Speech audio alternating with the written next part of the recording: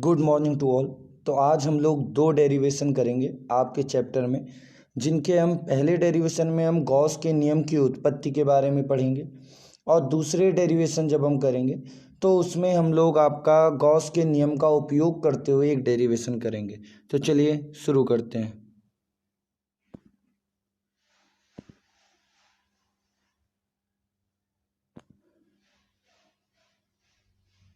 तो हमारा पहला जो टॉपिक है वो है कूलाम के नियम से गॉस के नियम की उत्पत्ति। यानी कूलाम का नियम और गॉस का नियम दोनों आपस में रिलेटेड हैं। हम चाहें तो गॉस के नियम से कूलाम के नियम को निकाल सकते हैं और चाहें तो कूलाम के नियम से गॉस के नियम को निकाल सकते हैं। तो इसमें करेंगे क्या, आपको सिंपल सामने बेसिक चीज़ें जो पढ़ रखी हैं अभी तक। सबसे पहले हम लोगों ने पढ़ा था कूलाम का नियम, जो क्या होता था, F बराबर 1/4πε0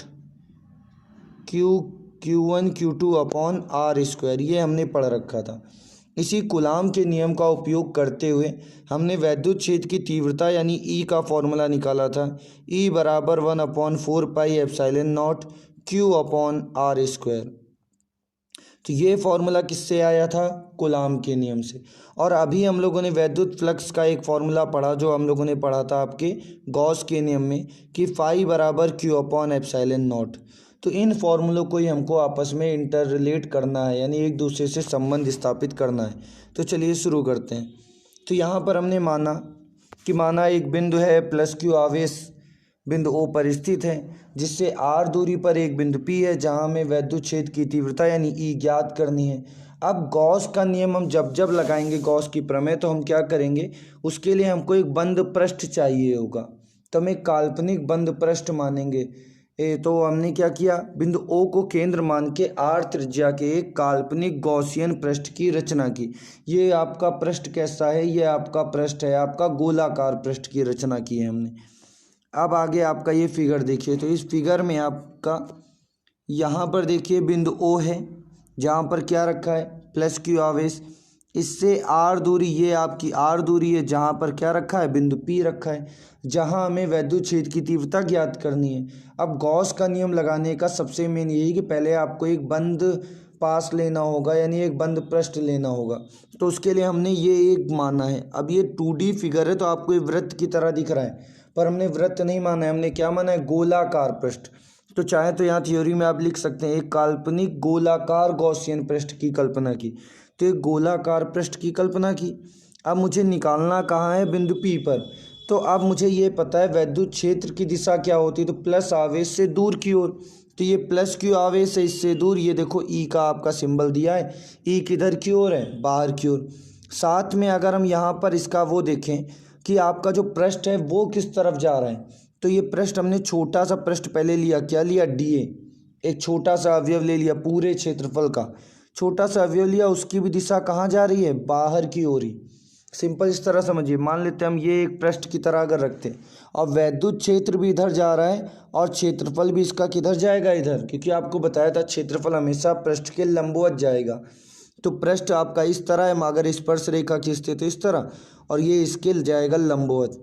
तो आपका E और A दोनों की डायरेक्शन क्या हो गई, सेम।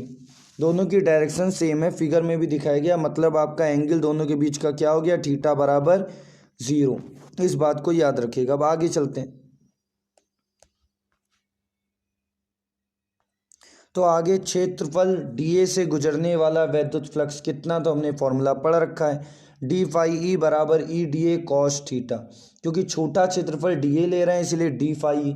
अगर फाई E का मान यहाँ पर, अब पहले थीटा बराबर कितना, 0, अभी बताया दोनों की दिशा सेम है, हेंस फाई E बराबर क्या हो गया, E और इंटीग्रेशन DA।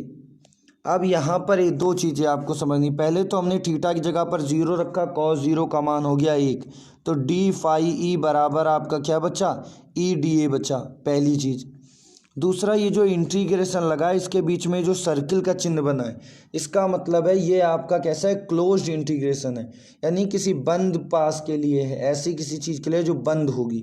तो उसी क्लोज्ड को हम दिखाने के लिए क्या करते हैं, यहाँ पर सर्किल बनाते हैं इंटीग्रेशन के चिन्ह में। तो हम लोगों ने यहाँ पर इंटीग्रेशन कर दिया।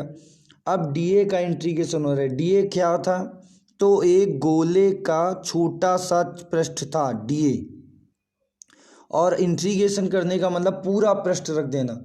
अब गोले का संपूर्ण वक्र पृष्ठ या संपूर्ण पृष्ठ कितना होता है, तो फॉर्मूला होता है आपका 4πr²। गोले की बात करें, गोले का वक्र पृष्ठ होता है 4πr²। तो यहाँ से वैल्यू रख देंगे तो आपका फाई ई बराबर हो जाएगा ई इंटू 4πr²। अब हम लोगों ने पहले ही कूलाम के नियम से वैद्युत क्षेत्र की तीव्रता का फॉर्मूला निकाल चुके हैं। तो हमने लिखा ई बराबर 1/4πε0q/r²। ये तो सब हम जानते हैं, पहले ही पढ़ा है।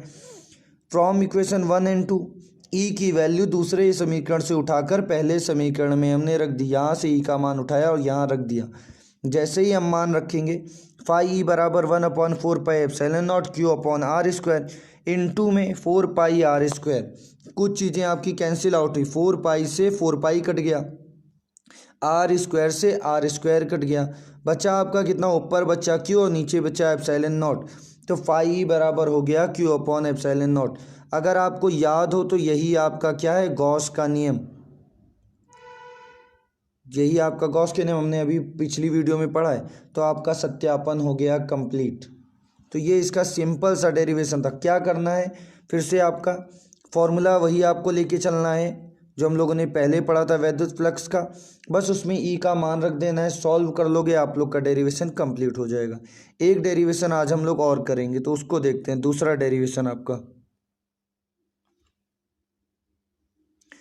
डेरिवेशन है आपका अनंत लंबाई के एक समान आवेशित तार के कारण विद्युत क्षेत्र की तीव्रता। ये डेरिवेशन क्या है, ये आपके गॉस के नियम के अनुप्रयोग में आता है। यानी गॉस के नियम का प्रयोग करके हम क्या क्या कर सकते हैं। लगभग सारी चीज़ें सेम टू सेम वैसी ही चलेंगी। तो सबसे पहले हमने क्या किया, मान लिया कि माना एक अनंत लंबाई का एक समान आवेशित तार है, क्या नाम है उसका, y डैश है, जिस पर रेखीय आवेश घनत्व क्या है, लैम्डा। आपको पहले ही पढ़ाया गया था लास्ट वीडियो में। तार में क्या होता है, रेखीय आवेश घनत्व, जिसको हम लैम्डा से रिप्रेजेंट करते हैं। और लैम्डा बराबर क्या होता है, Q/L, ये भी बताया था। तार से r दूरी पर एक बिंदु P है जहां हमें विद्युत क्षेत्र की तीव्रता ज्ञात करनी है। अभी आपको फिगर दिखा देते हैं। ये आपका देखिए राइट साइड में आपका फिगर बना है। ये देखिए आपका फिगर बना हुआ है।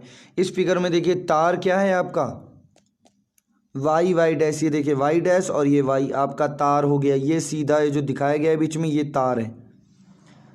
तार जो आपका दिया गया है साथ में यहाँ से देखिए r दूरी पर, ये दूरी r है, ये बिंदु है आपका P जहाँ में वैद्युत क्षेत्र की तीव्रता ज्ञात करनी है।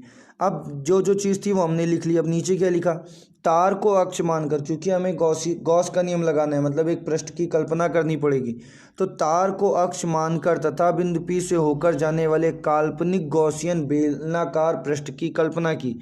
ये जो बेलन आपको दिखाई दे रहा है ये रियल बेलन नहीं है, ये हम लोगों ने इमेजिनरी बेलन माना है। तो बेलनाकार पृष्ठ की कल्पना की जिसकी त्रिज्या r तथा ऊंचाई कितनी है, l है।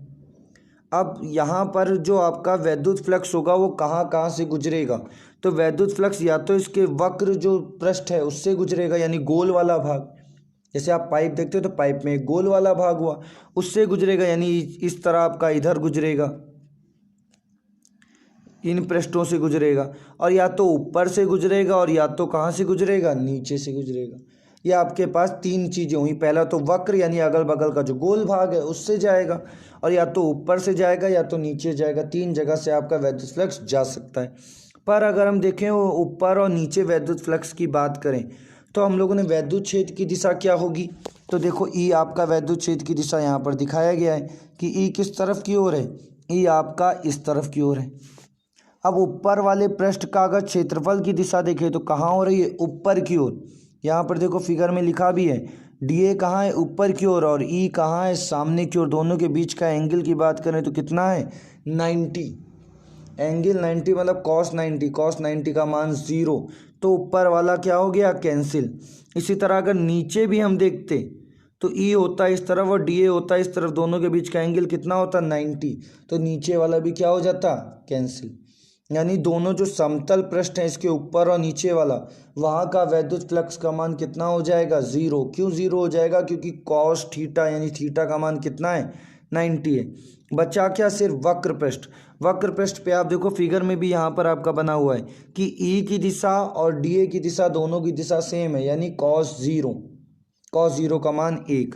तो वही आपका यहाँ थ्योरी में लिखा है कि बेलन के समतल पृष्ठ से वैद्युत क्षेत्र तथा, 2 बार तथा हो गया, एक बार कर लीजिएगा, तथा पृष्ठ क्षेत्रफल एक दूसरे के लंबवत होगा, अतः समतल पृष्ठ से गुजरने वाला वैद्युत फ्लक्स 0 होगा। मतलब ना इस ऊपर वाले पृष्ठ से वैद्युत फ्लक्स गुजरेगा और ना यहाँ जो नीचे पृष्ठ होगा उससे वैद्युत फ्लक्स गुजरेगा। वैद्युत फ्लक्स सिर्फ तार के चारों तरफ जो गोल वाला हिस्सा है वहीं से गुजरेगा। तो वो हमने नेक्स्ट पेज पर लिखा। तो बेलन के वक्र पृष्ठ से गुजरने वाला, वक्र मतलब गोल वाला साइड, जैसे पाइप का साइड होता है, गोल वक्र पृष्ठ से गुजरने वाला वैद्युत फ्लक्स फॉर्मूला डी फाई बराबर ई डी ए कॉस थीटा। अभी हम लोगों ने देखा वक्र पृष्ठ पर ई और डी ए दोनों की दिशा सेम थी, मतलब थीटा बराबर 0, थीटा का मान 0 रखेंगे तो डी फाई बराबर आ जाएगा आपका E D A. D phi से यहाँ से फाई ई का मान निकाला तो फिर से वही इंटीग्रेशन हो गया डी ए का। अब डी ए का इंटीग्रेशन हुआ है, वक्र पृष्ठ का क्षेत्रफल रखना है, और किसके वक्र पृष्ठ का रखना है हमें, बेलन के। बेलन के वक्र पृष्ठ का क्षेत्रफल होता है आपका 2 पाई आर एल। तो यहाँ से हमने वैल्यू रखी, तो फाई ई बराबर हो गया ई डॉट 2 पाई आर एल, समीकरण नंबर 1। साथ में क्योंकि हमें ई का मान निकालना है इसलिए ई का मान रखेंगे नहीं, हम अभी याद करेंगे आपके गॉस के नियम से। फाई ई बराबर क्या, क्यू बाई एप्सिलॉन, और दोनों को कर दिया गया combined from equation 1 and 2। Value रखी गई तो ई डॉट 2 पाई आर एल बराबर क्यू अपॉन एप्सिलॉन नॉट। दोनों समीकरण में फाई ई है, इन्हीं दोनों को हमने आमने सामने रख दिया। अब यहाँ से 2 पाई आर एल जो है इसको हमने भेज दिया बटे में, तो आपका ई बराबर बच गया। तो ई बराबर आ गया Q upon 2 pi R L into epsilon not. कुछ चेंजेस किए, आगे पीछे किया, तो जब आगे पीछे हमने वेरी किया तो हमने 1/2 पाई एप्सिलॉन नॉट आर को अलग रख लिया और क्यू बाई एल को अलग कर लिया। अब क्यू बाई एल को अलग क्यों किया, क्योंकि हमको पता है क्यू बाई एल ये हमने पढ़ा हुआ है किसके बराबर होता है, लैम्डा के। तो इसकी जगह पर हम क्या रख सकते हैं, लैम्डा रेखीय आवेश घनत्व, वो रख दिया। तो ई बराबर हो गया 1/2 pi epsilon nought lambda upon R. अब यहाँ तक आप करते हो तो भी डेरिवेशन आपका कंप्लीट है। बस एक यहाँ पर डाउट आता है कि अगर इसके न्यूमेरिकल आ गया तो न्यूमेरिकल में जो आपका 1/2 पाई एप्सिलॉन नॉट है इसकी वैल्यू आपको नहीं पता, आपको वैल्यू पता है 1/4 पाई एप्सिलॉन नॉट। याद कीजिए वैल्यू आपको बताई गई थी 1/4 पाई एप्सिलॉन नॉट की वैल्यू आपको बताई गई थी 9 × 10⁹ ये वैल्यू याद रखिएगा। तो यहाँ पर 2 पाई एप्सिलॉन नॉट है, इसकी वैल्यू आपको नहीं पता, न्यूमेरिकल में प्रॉब्लम होती है, इसीलिए हम 2 से गुणा और 2 से कर देते हैं भाग। जब गुणा करेंगे ऊपर तो हो जाएगा 2 लैम्डा और नीचे भाग करेंगे तो 2 दूनी 4। तो ई बराबर हो गया 1/4 pi epsilon nought 2 lambda upon R. इसका हम न्यूमेरिकल में यूज़ करता हूँ, यहीं पर आपका ये डेरिवेशन होता है ख़त्म। ये डेरिवेशन छोटा है, आपके एग्जाम में 5 नंबर में आएगा। किस तरह भी आप पे आएगा, 2 चीज़ें कंबाइंड करके आएगा। पहले आपसे कहेगा कि गॉस के नियम को समझाइए, फिर आपका उसी के साथ जोड़ देगा कि अनंत विस्तार के आवेशित तार आर के लिए वैद्युत क्षेत्र की तीव्रता का सूत्र ज्ञात कीजिए। तो 2 चीज़ें साथ में कंबाइंड करके 5 नंबर कंप्लीट हो जाएंगे। तो ये आपके आज के 2 डेरिवेशन थे। आज के लिए इतना ही।